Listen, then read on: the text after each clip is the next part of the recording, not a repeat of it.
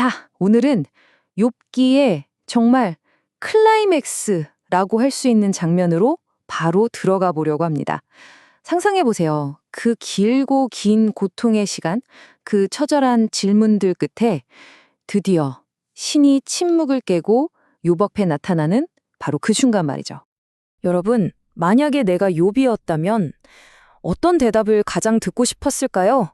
아마 괜찮다, 다 내 뜻이 있었다, 이런 따뜻한 위로, 아니면 적어도 이 모든 고통에 대한 속 시원한 설명, 뭐 이런 거 아니었을까요?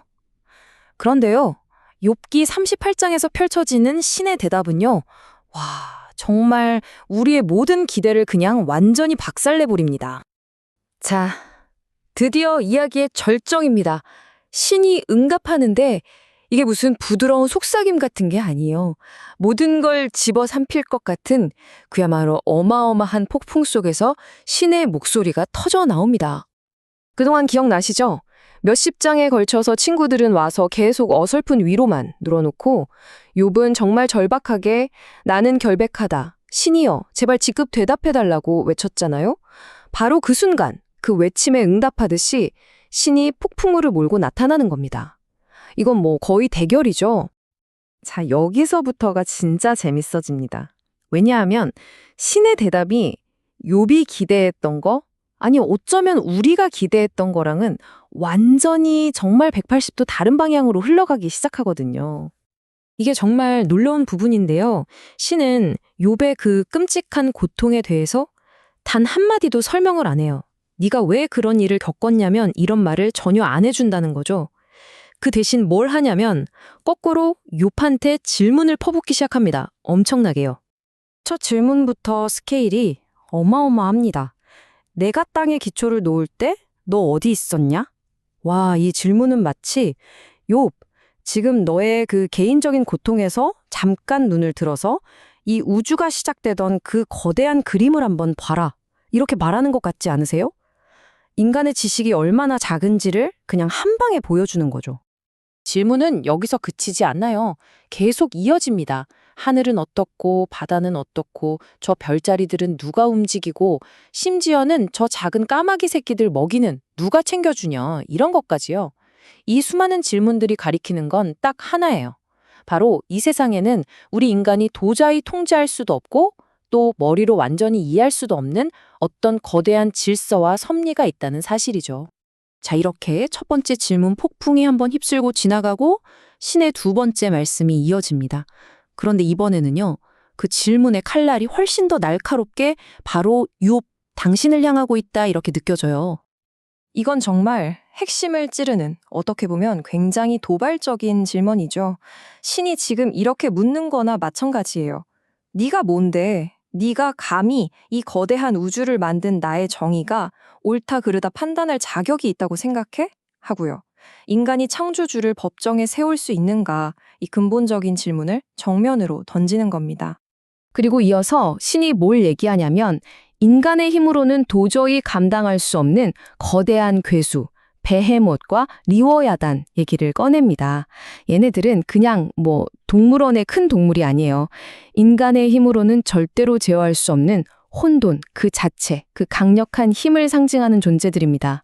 봐라, 이것들은 오직 나만이 다스릴 수 있다. 이걸 보여주는 아주 상징적인 장치인 거죠. 자, 그리고 이 모든 어마어마한 신의 말씀을 바로 앞에서 직접 들은 욥에게 드디어 이 욥기 전체를 관통하는 가장 중요하고 가장 극적인 내면의 변화가 일어나게 됩니다. 지금 보시는 이 화면이 욥의 변화를 정말 잘 요약해주고 있는데요. 이전까지 욥의 신앙은 뭐랄까, 책으로 배우고 남에게 전해 들은 지식, 그런 논리에 기반한 귀로 듣는 신앙이었어요. 그런데 이제 폭풍송에서 신을 직접 만나고 난 후에는요, 이건 차원이 다른 거죠. 압도적인 개인적인 체험에서 나오는 눈으로 보는 신앙으로 완전히 바뀌어버린 겁니다. 바로 이 고백. 내가 주님에 대하여 귀로만 들어왔는데 이제는 내 눈으로 주님을 뵙습니다. 이게 바로 욥기 전체의 클라이맥스예요. 보세요. 욥은 더 이상 왜요? 라고 묻지 않아요. 그게 왜일까요? 답을 들어서가 아니에요. 그 답 자체가 더 이상 필요 없게 된 거죠. 신의 존재, 그 임재를 직접 경험하는 것. 바로 그것이 모든 왜라는 질문을 뛰어넘는 궁극적인 대답이 되어버린 겁니다. 결국 욥은 어떻게 반응할까요? 그냥 자신의 무지를 인정하고 겸손하게 엎드릴 수밖에 없는 거죠.